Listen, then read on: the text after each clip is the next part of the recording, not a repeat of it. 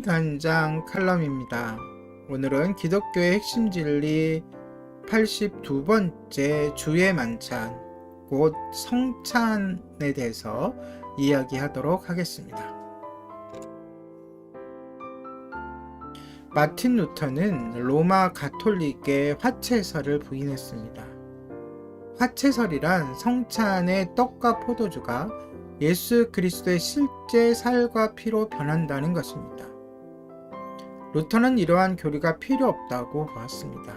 오히려 그는 예수 그리스도의 임재가 떡과 포도주로 교체되는 것이 아니라 떡과 포도주에 더해지는 것으로 보았습니다. 루터는 예수 그리스도의 살과 피가 떡과 포도주의 요소 안에 있다는 주장을 고수했습니다. 이러한 루터교의 관점을 공채설이라고 부릅니다. 오늘은 좀 어려운 용어들이 나옵니다. 이해하시기 바랍니다.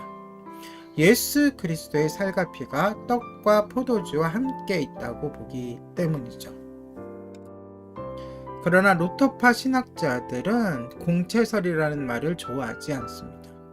로마 가톨릭의 화채설과 비슷한 것으로 오해될 수 있어서입니다.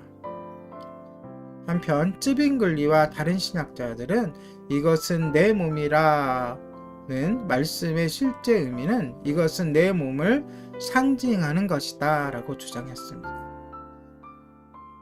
실제로 예수님은 나는 양의 문이라, 나는 참 포도나무라 등의 비유를 자주 말씀하셨습니다. 따라서 츠빙글리와 그 밖의 신학자들은 그의 주의 만찬 때 그리스도의 몸이 실제로 나타나는 것은 아니라고 주장합니다. 만찬은 오로지 기념의 의미일 뿐이며 그때의 예수 그리스도의 임재는 성령님을 통한 평상시 임재와 절대로 다르지 않다고 말합니다. 반면에 존 칼빈은 로마 가톨릭 그리고 루터와 논쟁하면서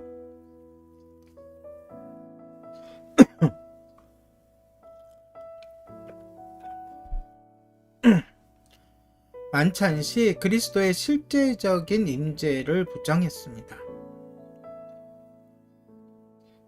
그러나 주의 만찬을 단지 기념적인 것으로만 축소시키는 제세례파와 논쟁할 때는 실제적인 그리스도의 임재를 또 주장했습니다. 표면적으로 얼뜻 보면 칼빈은 모순에 빠진 것처럼 보입니다. 그러나 조금 더 살펴보면 그가 실제적인이라는 단어를 두 가지 의미로 사용하고 있음을 알 수 있습니다. 로마 카톨릭이나 루터와 논쟁할 때는 실제적인이라는 말을 육체적인이라는 의미로 사용했습니다. 우리와 같은 육체 말입니다. 그리고 제세례파와 논쟁할 때는 그 말을 현실로 존재하는의 뜻으로 사용했습니다. 이와 같이 칼빈은 예수 그리스도께서 육체적 의미는 아니라 할지라도 실제로 또는 참으로 성찬에 임재하신다고 주장했습니다.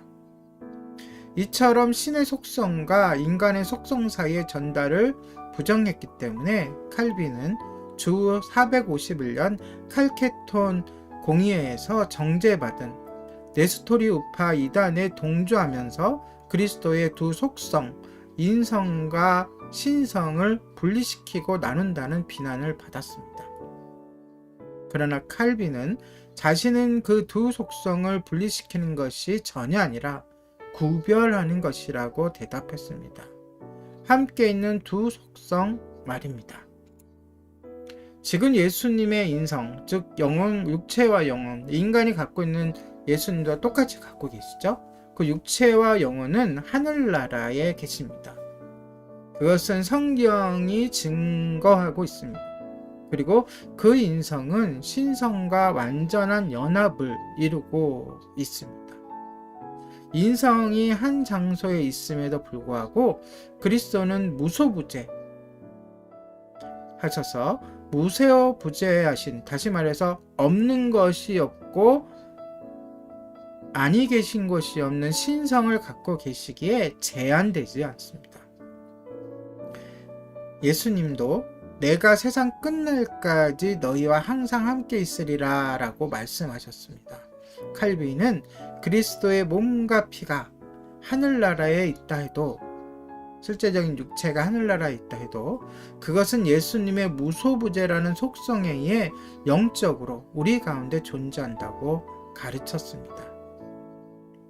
그러므로 주의 만찬, 그 성찬을 나눌 때에 그 무소부재하신 예수님께서 그 성찬 가운데 임재하신다는 것을 말하는 것입니다. 예수 그리스도의 신성이 어느 곳에 있든 주님은 참으로 우리 가운데 존재하시는 것입니다.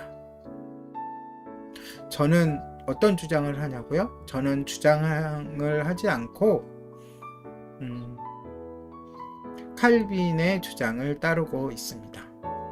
이게 사실 신학적 논쟁이고 중요한 것이긴 하지만 결정적으로 우리 구원에는 크게 영향을 주지 않습니다. 그냥 요 정도로만 알고 넘어가셨으면 좋겠습니다. 서로가 서로를 비판하지 말고 틀렸다 말하지 말고, 그건 하나님이 예수님께 여쭤보시고 우리는 확고한 신념을 가지고 이 성찬에 참여하시기 바랍니다.